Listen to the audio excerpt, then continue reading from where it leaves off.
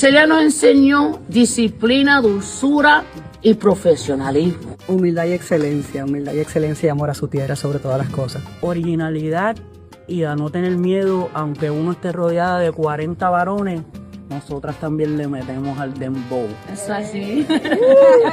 Ahí la tiene tumbado. Nosotras no somos las super, somos las supremas. Me acompañan unas reinas, ¿verdad? La India, la señora Olga Tañón y la señorita, la señorita, más la señorita Ivy Queen. Y estamos aquí para invitarlos a que vean nuestra presentación en honor a la reina masiva. Que por cierto está cumpliendo 100 años. Para que sepas, bebé. 100 años, así que no se lo pueden perder, ¿eh?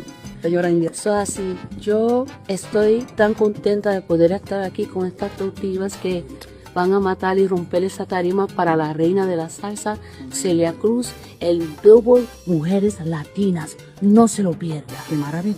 Ay, pues, Vámonos, que ya terminamos.